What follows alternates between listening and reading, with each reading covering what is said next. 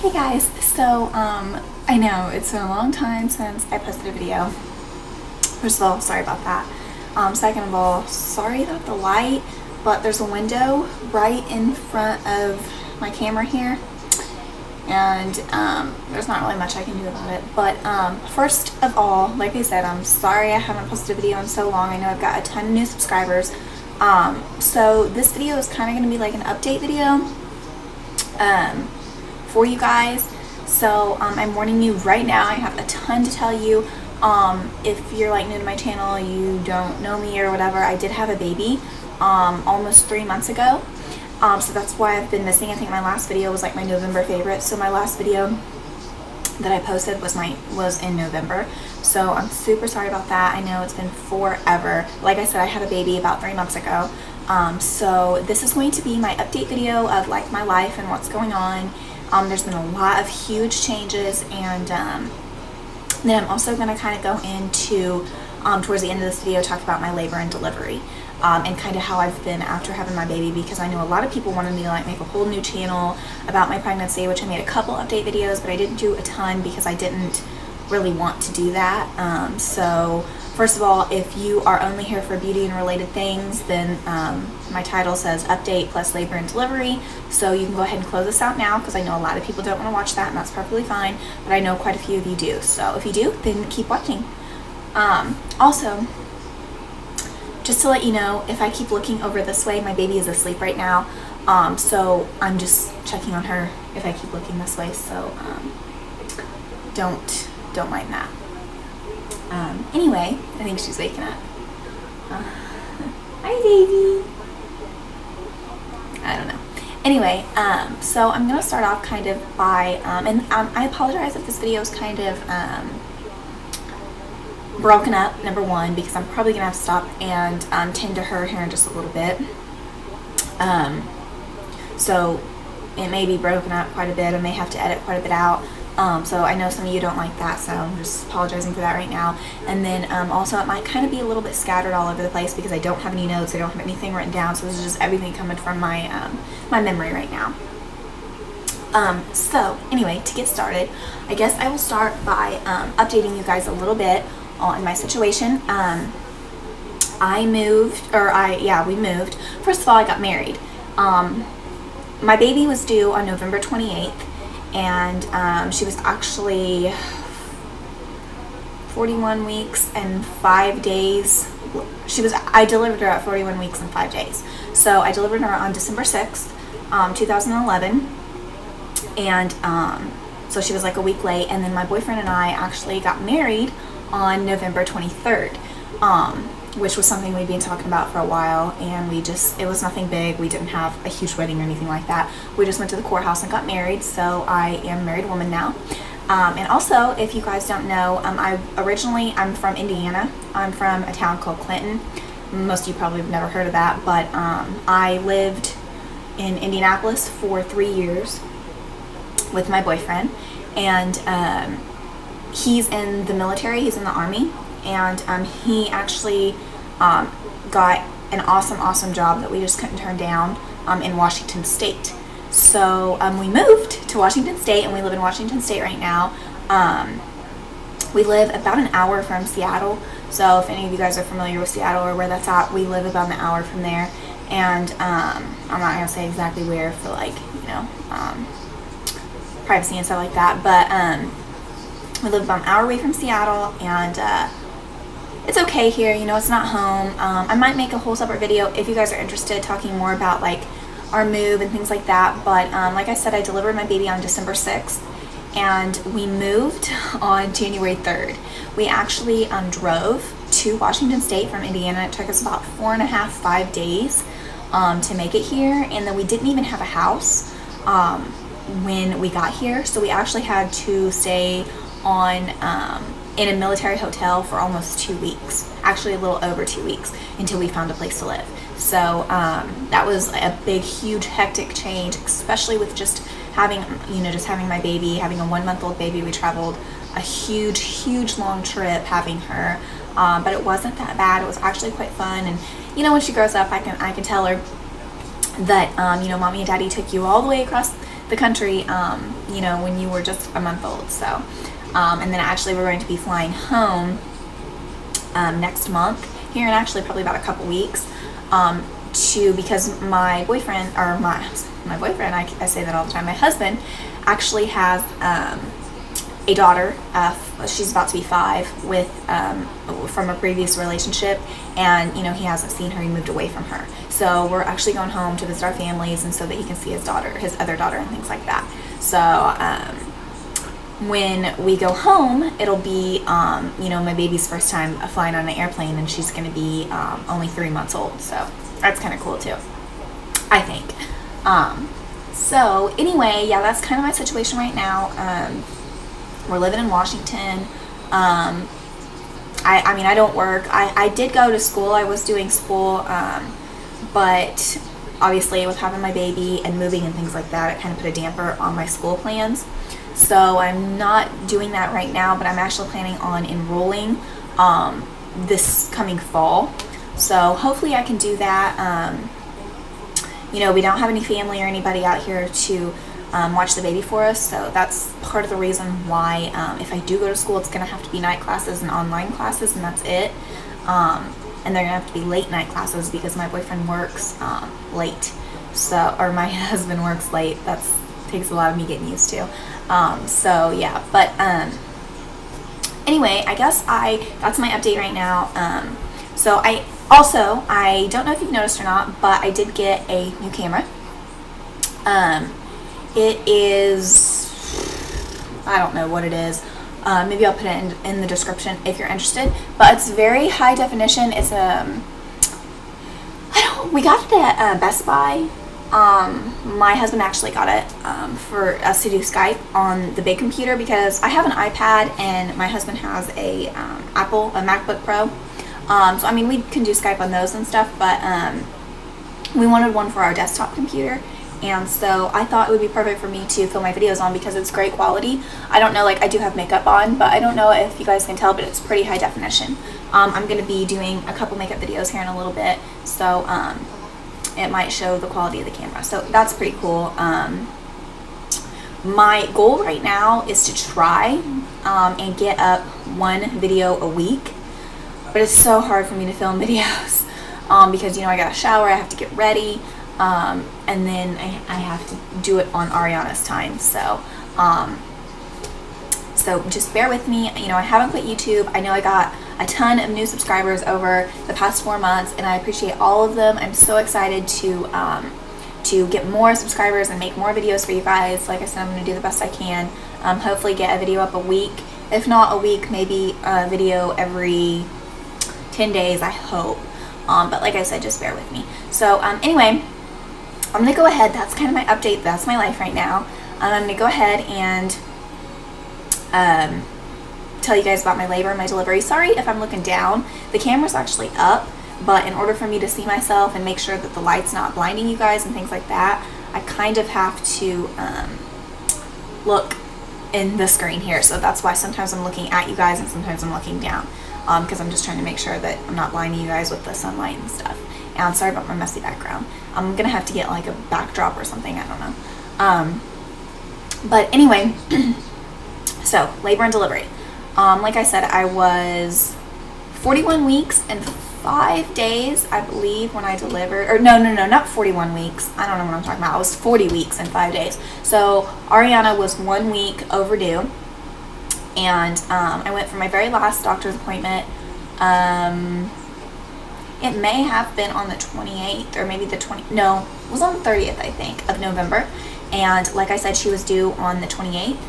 And the doctor scheduled me for an induction on Tuesday, December 6th, I believe. Yeah, Tuesday, December 6th, I was scheduled to go into the hospital at 4 p.m.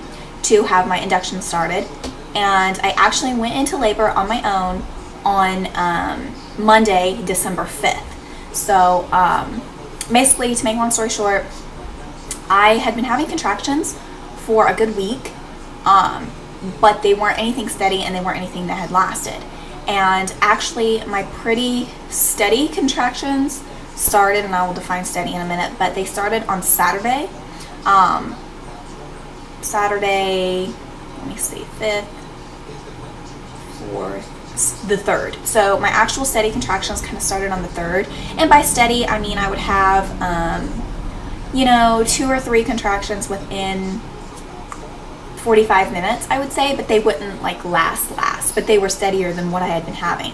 And they would get pretty painful. I remember my boyfriend, or my husband, boyfriend at the time, husband now, went to a friend of his house on December 3rd, that Saturday, for a little get together, and I drove him there because he was going to be drinking, and I drove him there and I picked him up, and I remember I was in a lot of pain. I was having the contractions, and I almost went to the hospital, but they weren't steady. So I just waited it out, rested. That Saturday, and then that Sunday, I was kind of miserable because I was having contractions. Finally, Monday came around. The whole day, I was seriously miserable, having contractions, but they just weren't lasting like my doctor said they needed to. Doctor told me, I called her several times within those couple of days, and the doctor told me, you need to have contractions every 3 to 4 minutes that are lasting at least a minute. I believe that's what it was. And I was having contractions about every 7 to 10 minutes that were lasting anywhere from 30 to 60 seconds. And, that's not what my doctor said. Just stay at home as long as you can. And so I did. And then finally, Monday evening, I believe it was around 9:30, my contractions got to where they were about 4 minutes apart, and they were lasting a good minute, if not longer than that. And so I called my doctor. And my doctor said, you know what, you're scheduled to be induced tomorrow night, so it sounds like you're in pretty active labor, so just go ahead and come in and, bring your things, bring the baby's things, and we'll just keep you, and if you're not, progressing or whatever, we'll go ahead and start inducing you tonight, but, come in and we'll see where you're at. So, my husband drove me to the hospital, and, I called my parents, I called my mom, called my dad, called my husband's mom and dad, and, they came to the hospital. They all didn't come that night. I believe it was just my mom and her boyfriend that came that night, and everybody else kind of came earlier in the morning hours. But anyway, I got to the hospital on December 5th, Monday, around 10 or 10:30. They got me all hooked up on the monitors, everything like that. I was a little bit dehydrated, so they started an IV with fluids, and then they checked me, and I was only 1 centimeter dilated. But I was having steady contractions.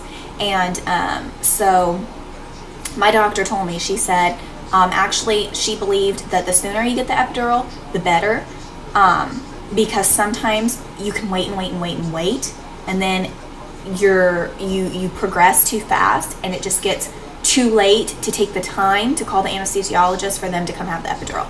So she told me, when you start feeling pain, like, unbearable pain, you go ahead and get the epidural whenever you feel like it.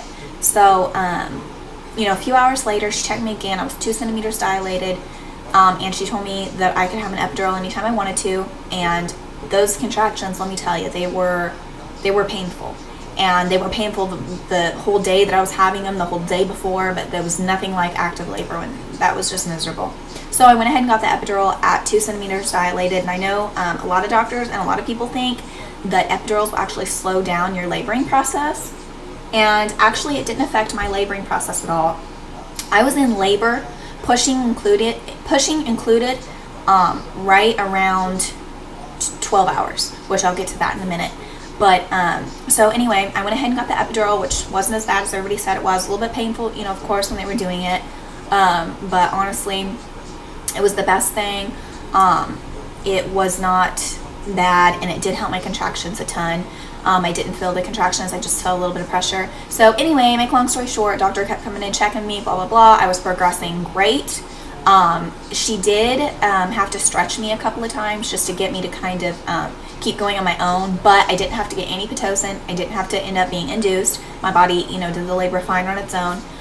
So anyway, doctor came back in, we went throughout the night. I tried to get some rest. I ended up not being able to sleep at all. Doctor came in about 8 o'clock, 7:30 or 8, Tuesday morning, December 6th, and she checked me, and I was 10 centimeters dilated, But the baby was not dropping down far enough into the birthing canal. I mean, she was down there, but she just wasn't dropping like the doctor needed her to in order for me to start pushing. So they had me sit up and kind of sit up really straight so that it would help the baby drop a little bit. And like I said, I was 10 centimeters dilated. She wasn't far enough down, and I would have been pushing for a long time. So I believe, like I said, 7:30. It wasn't 8. It was probably around 7 or 7:30 that she came in, and they kind of set me up and told me I was 10 centimeters and kind of got me ready to start pushing. So they said, I think she was delivering another baby, or she was doing something else, or was in a meeting or something like that. And the nurse told me that she would come back in about 45 minutes to an hour to see how the baby was doing. And so at this point, my epidural was wearing off a little bit, and I could actually start to feel not so much the pain of the contractions, but I could really feel the pressure, and I started to feel like I needed to push. So the doctor came back in and she said, if you feel like you're ready to push, then we're going to go ahead and start pushing. So I believe we started pushing around 8:30 or a little before 8:30. And let me just tell you, that's the hardest thing I've ever had to do in my life. I won't go into detail because I know some of you probably don't even care about this whole video, but it was very, very hard and very painful, and my epidural wore off towards the end. And I think it's because I got the epidural so early. My advice to anybody who gets an epidural, wait as long as you can to get it, because mine wore off. And by towards the end of my pushing, I literally felt everything, and it was the most pain I've ever felt in my life, no kidding. And it was horrific. It was terrible. I was so tired. I ended up pushing for close to 2 hours. Like I said, I started pushing around 8:30 or a little before, and my baby was delivered at 10:13. So I pushed from 8:30 until 10:13 a.m. And so that was close to 2 hours, and it was a terrible, terrible 2 hours. I was exhausted. And she just would not come out. Every time, she would even get close to coming out, she would go right back in. And I just didn't have the strength to push like I needed to. And she just wasn't coming. So I ended up having to have an episiotomy. They ended up cutting me to the 2nd degree, and I did have to be stitched up. Let me just tell you, my epidural wore off. That was the most painful thing I've ever went through in my life, was being cut. And then having to push her out after I had been cut. It burned. It was terrible, awful pain. I felt them sew me up afterwards. It was excruciating. It was just awful. It is an experience that I never want to go through ever again. It's wonderful bringing a new life into the world. I love my daughter more than anything, but I don't want to have any more kids, and neither does my husband, and I don't want to put my body through that again. It was a very traumatic, difficult experience. But anyway, get back on track. Like I said, I delivered her at 10:13, and like I said, I had to have the episiotomy, and they did give me a numbing shot, but for some reason, I still felt them sew me up. I felt them cut me. I felt them sew me. It was just awful, but you have that adrenaline after your baby's born. They put the baby up on you, and they take her away, and everybody's so excited. My mom, and of course my husband, and then my husband's mother was in the delivery room, and so it was a really exciting, happy experience. It was just lots of different emotions, like I said, and like I said, I was in a ton of pain. So anyway, to wrap that up, they sewed me up, got the baby clean. Actually, like I said, she struggled to get out of the birth, or I struggled to push her out, let's put it that way. And the doctor really had to pull and tug, and from what my mom and my husband described to me, they were pulling on her head so severely that she actually developed a hematoma on the top of her head on the right hand side, and it was like a raised bruise, and it was very, very tender. It hurt her very bad. And it actually went away, and her head's completely fine. She has nothing wrong with it now. It actually went away at about 3 weeks, but it was caused from them pulling and tugging on her head so hard to try and get her out of me, even after they did the episiotomy. So according to my mom said that I should have had a C-section, because she was just too big for me, because I was small. I still am a pretty small frame. You know, I'm only 5'4", and before I was pregnant, I only weighed 125 pounds. So I was 5'4", 125 pounds. That's, you know, fairly small. I'm not saying like I was skin and bones, because I wasn't. I wasn't by no means like skinny, but I was just a small girl. So anyway, she was born at 10:13 a.m. on December 6th, Tuesday morning, and she was 7 pounds and 4 ounces at 19 inches long. And it was just the best day of my life. It was the best thing that ever happened to me. And I would show you guys her, but like I said, she is sleeping up there. So I'm going to try and insert a few of her newborn pictures that we had done at the end of this video. We had them done at Babies R Us when she was 1 week old. So I'll insert a couple of my favorite ones. And keep in mind, she is going to be in a Christmas dress in a couple of them, because it was right around Christmas. It was just like 2 weeks before Christmas. So I will put a few of those pictures at the end, and then I will do a video and show you guys her now, because she's almost 3 months old. She's getting so big so fast.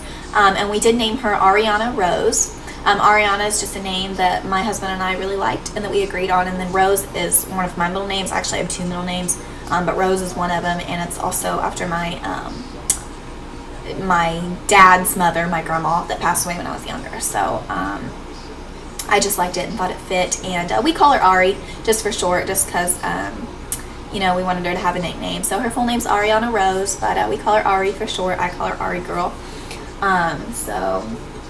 Another cool thing is she had a ton of hair. I mean, well, you'll see when I show her, and you'll see in the pictures at the end of the video. She literally had probably 2 inches of hair, if not more. And actually, when the doctor kept checking me, you know, to see how far I had dilated, the doctor actually felt her hair before, you know, she even felt her head or anything. She was like, this girl is going to come out with a ton of hair. And actually, at my very last ultrasound, they told me, your baby's going to have a ton of hair. So that's pretty cool. But anyway, that is pretty much it. We were in the hospital for 2 days. We ended up leaving Thursday. She was born Tuesday. Well, I guess we were in the hospital technically. We got there Monday night and we left Thursday morning. So, but whenever you have your baby, you have to stay 48 hours for you and for the baby. So, yeah. But, oh, I wanted to kind of talk about my episiotomy and that kind of situation, because I know I was really worried about having an episiotomy, and if you don't know, or you haven't caught on, an episiotomy is where they have to cut you, just in order to be kind of rude about it, in order to make the hole a little bit bigger for the baby to come out. And like I said, I had to have an episiotomy cut to the 2nd degree, and it goes all the way up to the 4th degree, which is the worst you can get. But like I said, I just got the 2nd degree, and to be completely honest, it wasn't that bad recovery. They stitch you up, and the stitches just dissolve. You just have to make sure that you keep it clean and things like that.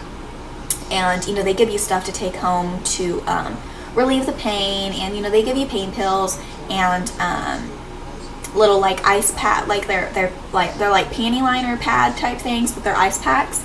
And they really helped the first few days, especially when I was in the hospital. Once I got home, I didn't even really need them. And my pain pills I took while I was in the hospital, because the nurse would bring them to me. But honestly, I quit taking the pain pills 2 days after I got home. I didn't even need them. I was not in pain. The only time I was in pain was like if I was on my feet for too long, or when I went to sit down like on the couch, it would kind of be tender, but it wasn't anything unbearable. And of course, you do bleed after you have a baby, kind of like period blood, but it's not. It's kind of like your insides kind of healing a little bit. And some women don't even bleed 2 weeks. I actually bled for almost a month. So yeah, I don't know if that's too much information or not, but that was not a fun experience. That was miserable. But honestly, the recovery wasn't that bad. And I'm a person who, on a scale of 1 to 0, or on a scale of 0 to 10, my pain tolerance is a 1. And the recovery with the episiotomy and things like that, it wasn't that bad. And just a little bit of advice for anybody, you know, if you are having a baby and the doctor, you know, gives you a choice, which the doctor didn't give me a choice about the episiotomy. The doctor said, you've got to have one. This baby isn't coming out. We've got to do something to help her come out and to help you, because I was exhausted. But I actually had a friend who had a baby, and she tore really, really bad. And the doctor told me, you know, it's going to be to your benefit to have an episiotomy rather than to tear, because with an episiotomy they can cut you exactly where they want to and they can sew you back up perfectly. But with a tear, it's not structured. So when they sew you back up, it may not be the same as before. And but anyway, just to kind of go finish that subject up a little bit, I mean, my soreness completely went away around 4 or 5 weeks, and I actually had to go to my postpartum checkup at my doctor's office in Indianapolis at 3 weeks, because we were leaving when I was going to be, we weren't going to be there when I was 6 weeks. So, but I've actually got a new doctor now, and already went to a postpartum checkup here, and I'm actually going to the doctor Friday. I was going to kind of tell you guys about this. The birth control, if you guys don't know, I've talked about this a couple times, I think. I was actually on birth control when I had my baby. I was on the birth control pill. I'd been on it for close to a year. I was on it about 7 or 8 months, and it's just not 100% effective. And I mean, I took that pill every day, same time every day, and I don't know what to say. I got pregnant. So obviously the pill isn't 100% effective. I would say that if you are on the birth control pill and you're very, very concerned and you don't want to have a baby, the pill's not the route to go. I am actually doing the Mirena now, which I don't know if you guys are aware of what that is, but it's an IUD that they insert up inside your uterus, and it's supposed to stay in for 5 years. I mean, of course you can have it removed if you want, you know, if you decide you want kids in 2 or 3 years, but like I said, my husband and I are totally done. We do not want any more babies, and we are definitely going to take precautions to make sure we don't get any more. Not that, you know, not that we are not financially stable, not that we think we're too young, anything like that. It's just, you know, I don't want any more kids. I don't want any more. He has a daughter, my husband has a daughter that's going to be 5 in April, and then we have our, you know, our newborn daughter, and that's plenty for us.